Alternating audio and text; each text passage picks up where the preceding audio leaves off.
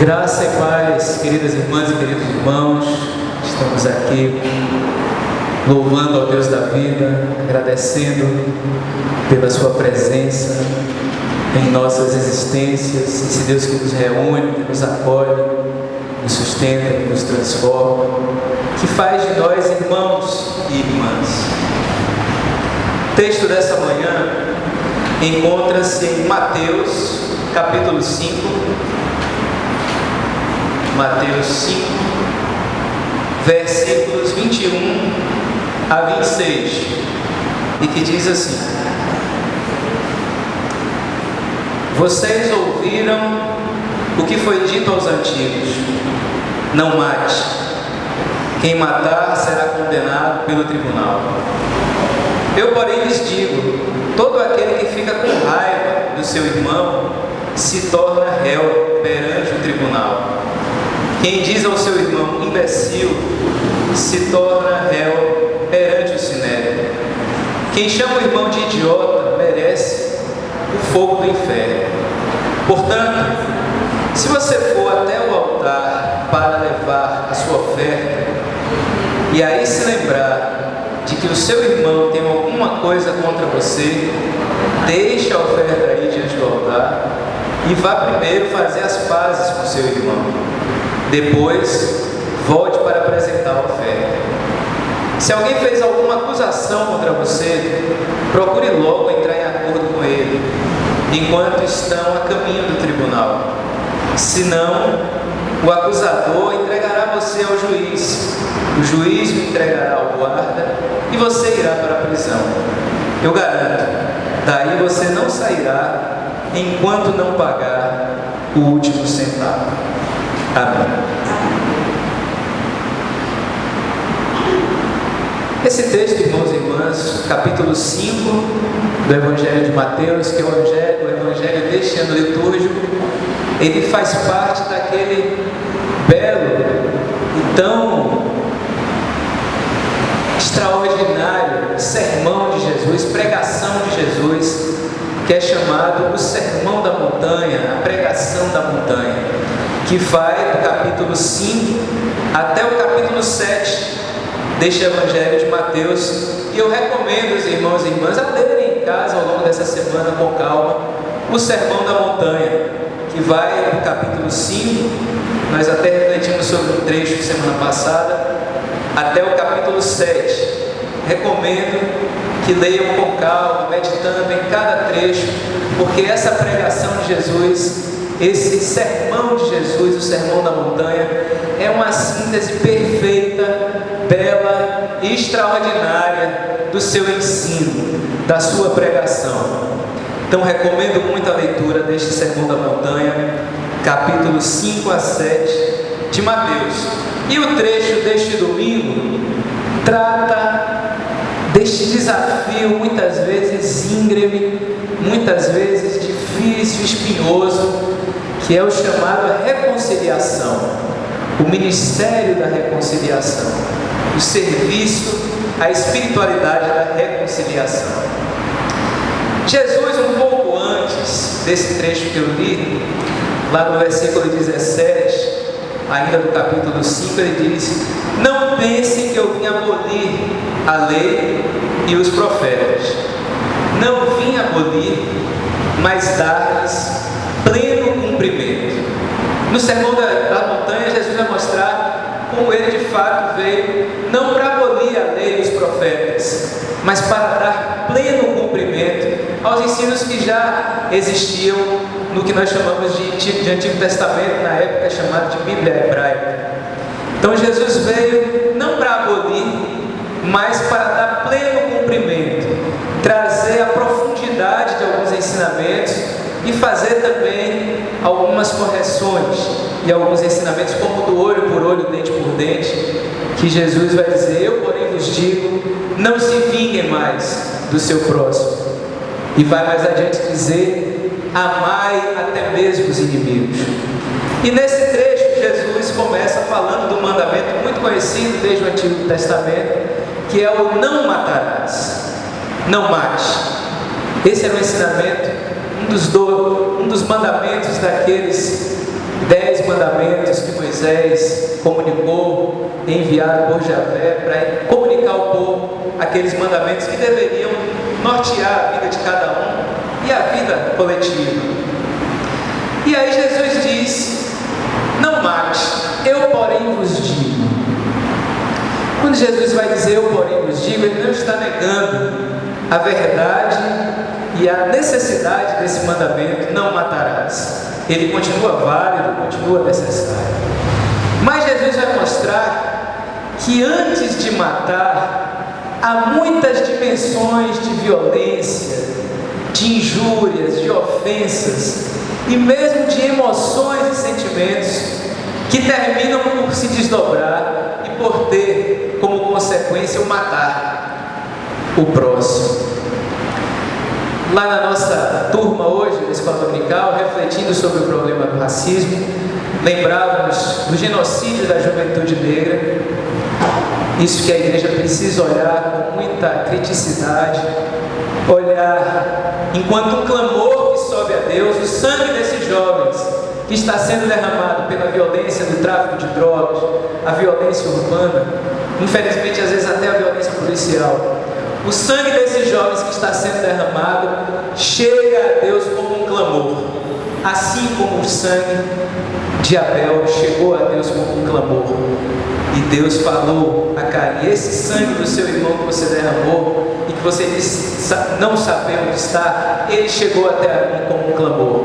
E o sangue da nossa juventude está sendo derramado pela violência nas nossas cidades, principalmente nas nossas periferias, chega a Deus como um clamor.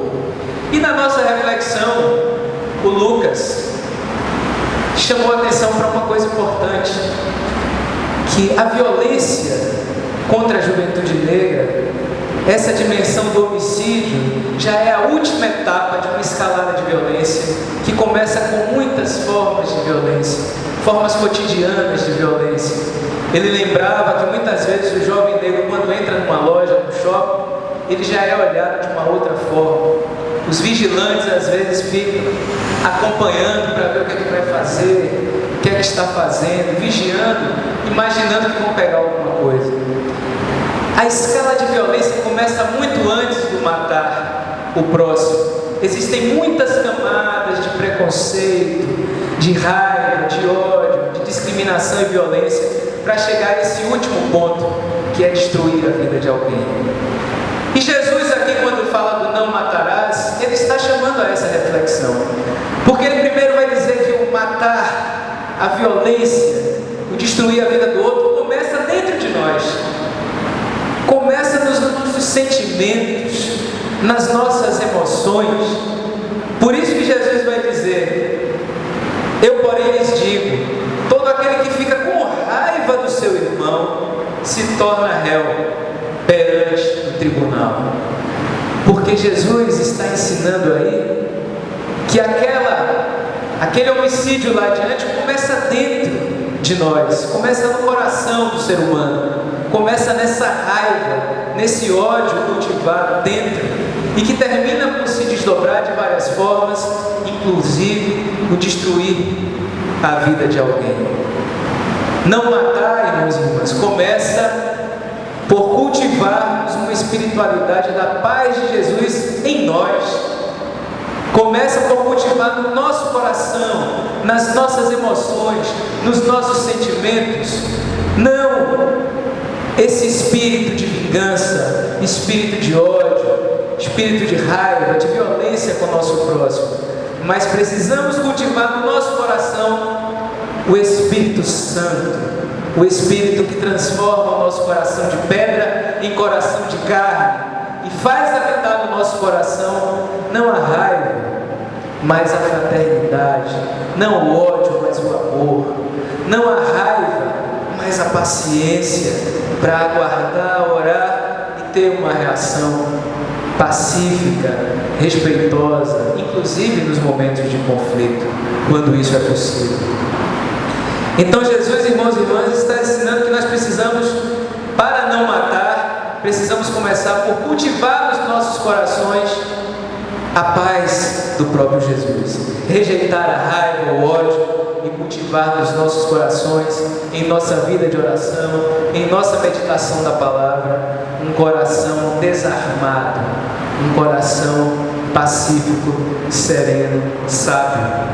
E Jesus vai dizer também que antes de matar, além de cultivar dentro de nós uma espiritualidade de paz, de respeito, de sabedoria, de serenidade, nós precisamos também cultivar nas nossas relações, na nossa forma de expressar, na nossa forma de conversar com o outro, uma linguagem que não seja violenta.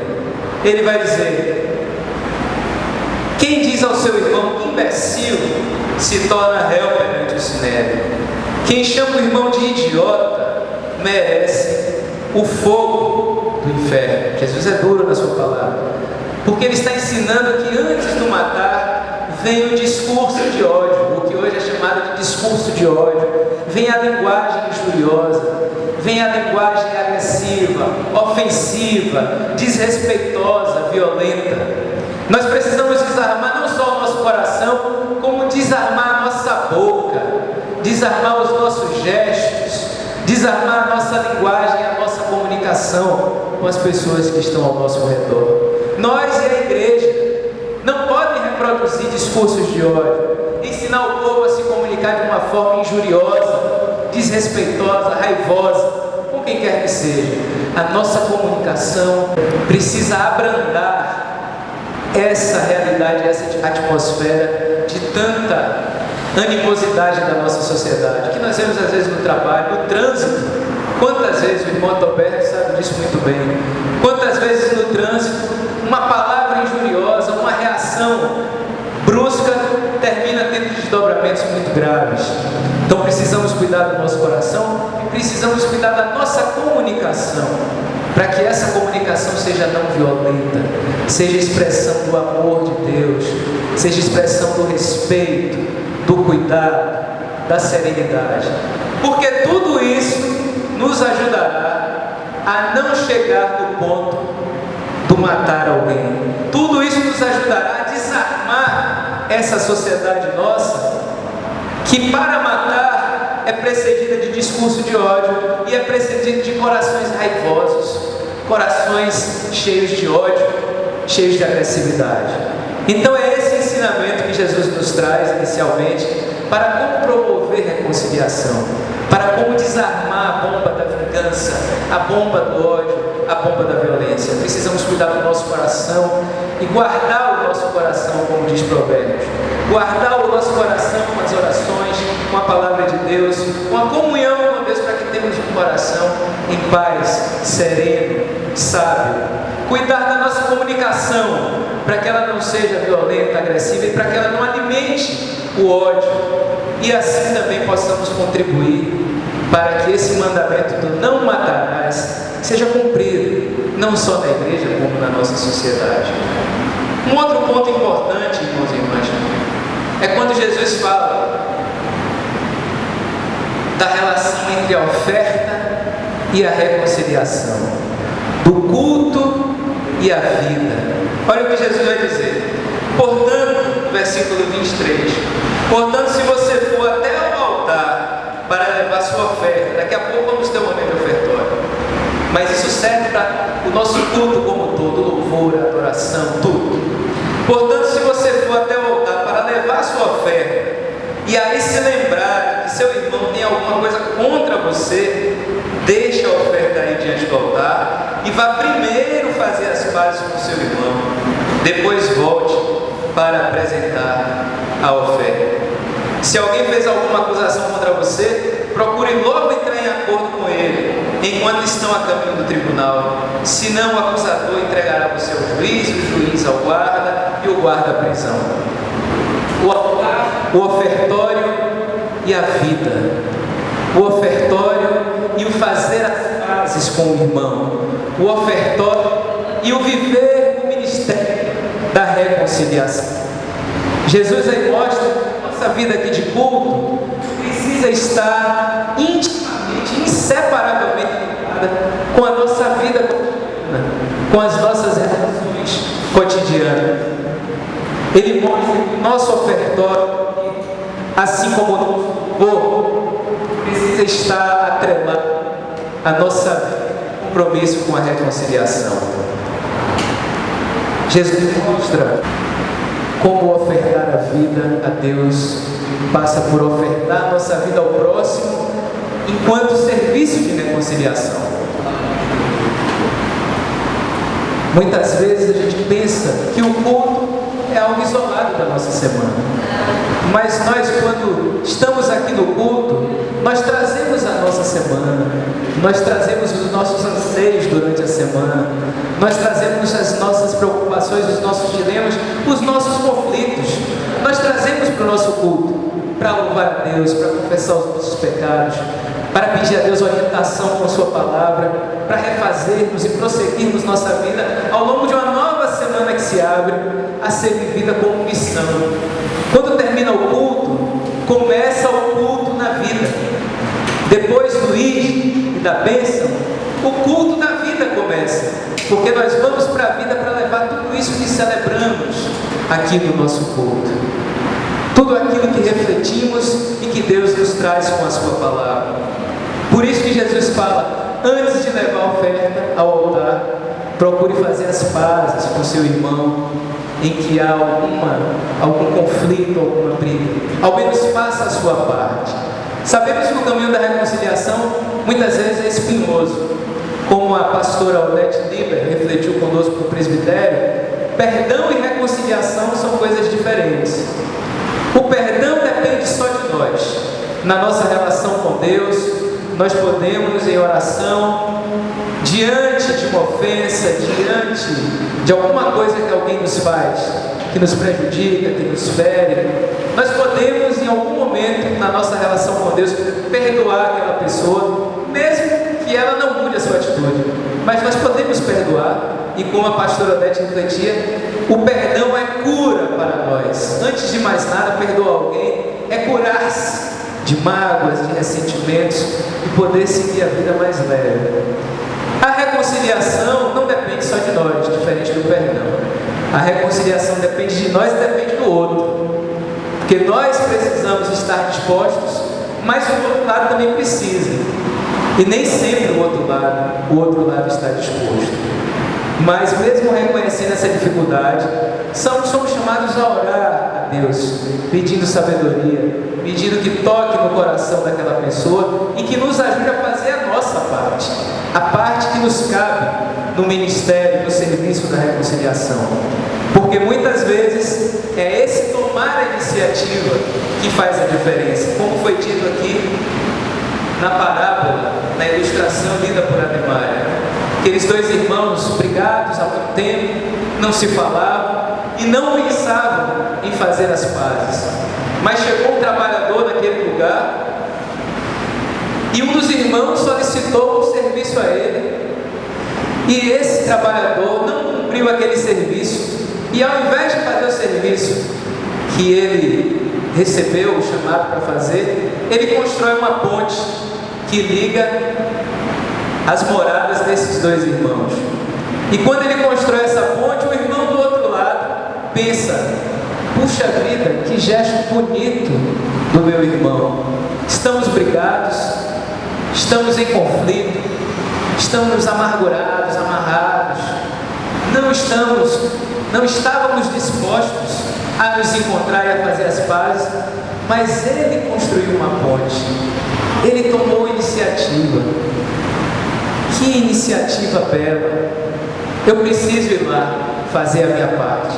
Não tinha sido nem o irmão, mas ele leu aquele gesto do irmão e toma a iniciativa para ir ao encontro. E quando eles se encontram, lembrem-se, irmãos, do encontro de Esaú e Jacó.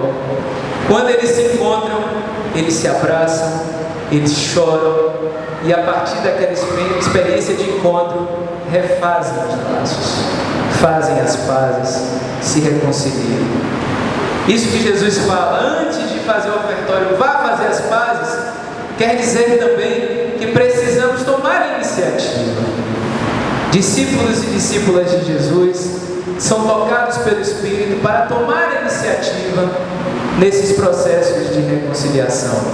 Nós temos na nossa espiritualidade cristã a ajuda do Espírito Santo, o convite do Espírito Santo para sermos instrumento de reconciliação nas nossas famílias, nos nossos locais de trabalho, na nossa sociedade. Somos chamados a ser instrumentos de reconciliação. Como Paulo diz em 2 Coríntios: se alguém está em Cristo, é nova criatura. As coisas antigas passaram, eis que uma realidade nova apareceu. Tudo isso vem de Deus, que nos reconciliou consigo por meio de Cristo e nos confiou o ministério da reconciliação. Pois era Deus quem reconciliava com Ele mesmo o mundo por meio de Cristo, não levando em conta os pecados dos homens e colocando em nós a palavra da reconciliação. Em Cristo somos novas criaturas, em Cristo somos nova criação. E sendo nova criação, somos chamados a ser ministros e ministras da reconciliação. Somos chamados a ser construtores de pontes, como o homem dessa ilustração que foi lida há pouco. Precisamos derrubar muros e construir pontes, muitas vezes para que outras pessoas atravessem, se encontrem, refaçam os laços, refaçam a fraternidade e experimentem a novidade de Deus em suas vidas. Porque assim como Deus nos reconciliou com Ele por iniciativa de Deus, por sua graça, assim como Deus nos reconciliou com Ele, reconcilia por meio de Jesus Cristo, nós, reconciliados com Deus por Cristo, somos chamados a viver a reconciliação com o próximo. A nossa relação com Deus precisa estar em sintonia com a nossa relação com o próximo. Por isso que o primeiro mandamento é amar a Deus sobre todas as coisas e, semelhante a esse, amar o próximo como a si mesmo. Do mesmo modo, Deus se reconcilia com nós por meio de Cristo e nós somos chamados a nos reconciliar e promover reconciliação com o próximo por meio de Cristo. Como João dizia, não tem como amar a Deus que é invisível se não amamos o nosso próximo, a quem conseguimos enxergar, a quem conseguimos nos achegar. Então, irmãos e irmãs, que essa palavra de Jesus nessa manhã possa ser transformadora nas nossas vidas, pelo sopro do Espírito, que Deus nos ajude nos processos de reconciliação que nós precisamos viver. Que Deus nos ajude a ser instrumentos em sua mão para promover reconciliação onde Deus nos envia para reconciliação promover. Assim seja, em nome de Jesus. Amém.